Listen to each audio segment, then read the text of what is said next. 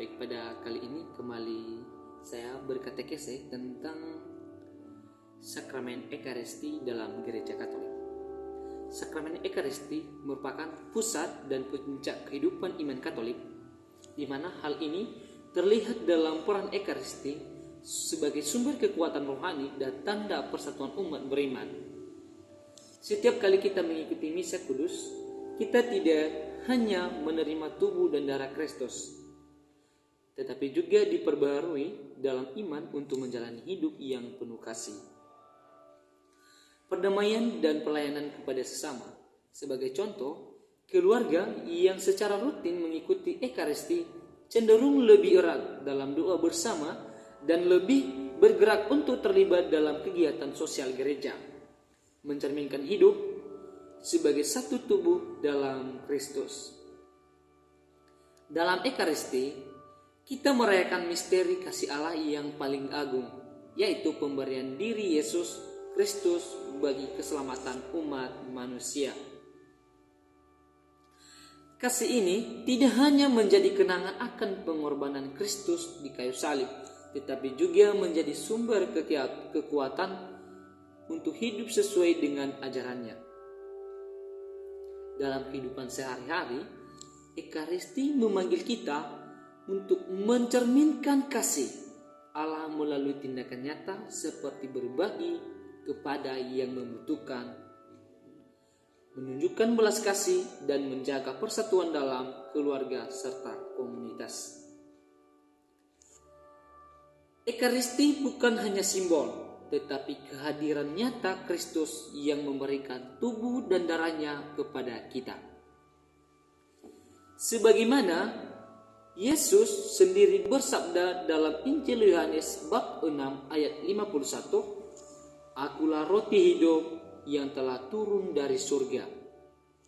Jikalau seorang makan dari roti ini, ia akan hidup selama-lamanya.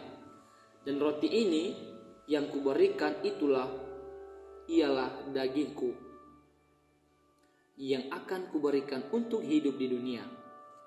Ayat ini menunjukkan inti dari ajaran Kristus tentang Ekaristi, yaitu bahwa Dia memberikan dirinya secara total untuk menjadi makanan rohani bagi umat beriman. Dalam konteks sejarah, sabda ini diucapkan setelah peristiwa perbanyakan roti yang melambangkan pemeliharaan Allah kepada umatnya.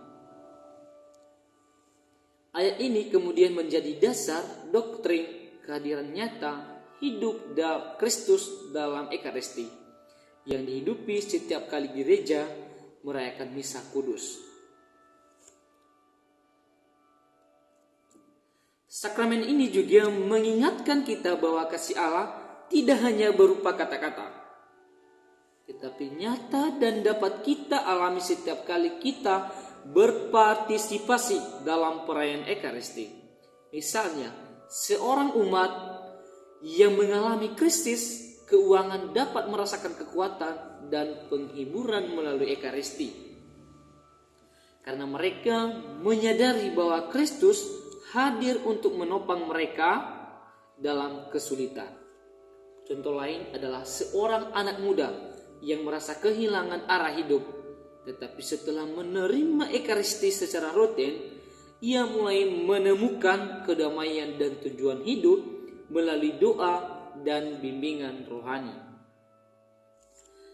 Ekaristi menjadi pengingat bahwa Allah tidak pernah meninggalkan umatnya, melainkan terus hadir untuk memberikan kekuatan dan harapan baru dalam setiap situasi. Misalnya, seorang umat yang menghadapi beban hidup sering menemukan penghiburan dan kekuatan baru setelah menerima Ekaristi, yang dimana menyadari bahwa Kristus hadir bersama mereka dalam penderitaan mereka. Demikian pula, melalui Ekaristi, umat didorong untuk memperlihatkan kasih Allah kepada sesama dengan berbagi kepada mereka yang kurang beruntung, sehingga kehadiran Kristus nyata dalam tindakan kasih tersebut.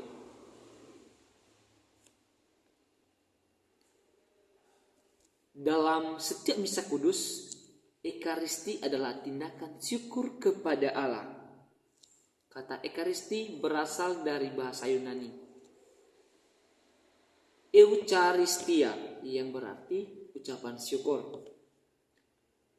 Melalui doa-doa, pembacaan kitab suci, dan khususnya konsekrasi roti dan anggur, kita mengenang pengorbanan Kristus di kayu salib.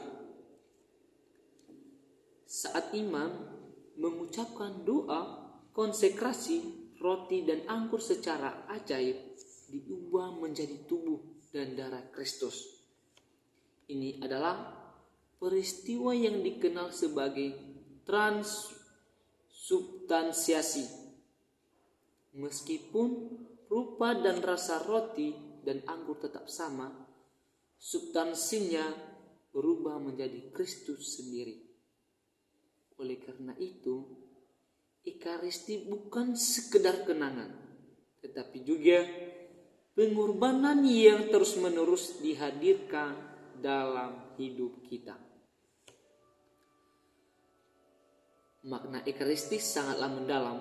Pertama, Ekaristi adalah sumber kekuatan rohani bagi umat beriman. Ketika kita menerima tubuh dan darah Kristus dalam komuni kudus, kita dipersatukan secara intim dengan Kristus dan diberi rahmat untuk hidup sesuai dengan kehendaknya. Seperti makanan yang memberi energi bagi tubuh, Ekaristi memberikan kekuatan rohani untuk menghadapi tantangan kehidupan sehari-hari. Misalnya, dalam menghadapi godaan atau kesulitan, rahmat yang diterima dari Ekaristi dapat membantu kita tetap teguh dalam iman. Yang kedua, Ekaristi adalah tanda persatuan umat Allah. Saat kita kumpul di altar, kita diingatkan bahwa kita adalah satu tubuh dalam Kristus.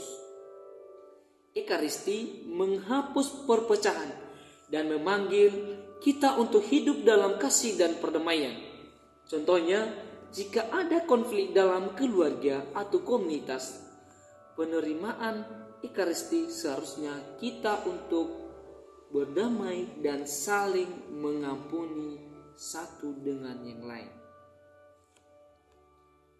Selain itu, Ekaristi mengajarkan kita tentang kerendahan hati dalam pelayanan, di mana Kristus yang menjadi roti kehidupan mengundang kita untuk membagikan diri kepada sesama.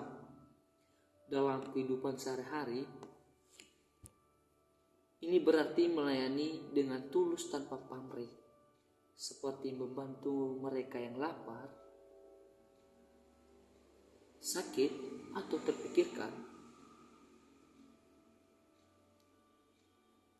terpinggirkan.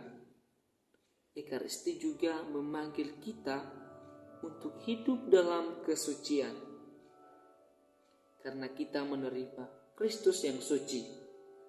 Karena oleh sebab itu, gereja mengajarkan agar kita mempersiapkan diri sebelum menerima komuni kudus dengan melakukan pemeriksaan batin dan menyadari segala dosa yang pernah kita buat dan pengakuan dosa jika diperlukan.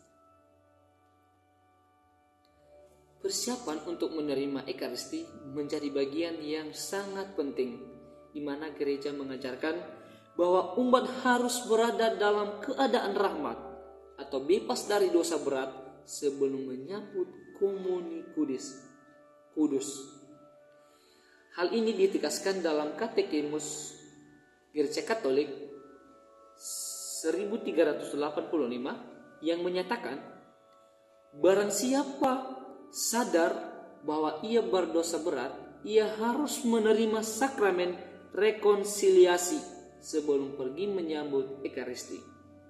Selain itu, Puasa Ekaristi selama 1 jam sebelum komuni adalah bentuk penghormatan kepada Kristus. Dengan hati yang bersih dan sikap penuh hormat, umat dapat menerima Ekaristi sebagai sumber kehidupan sejati.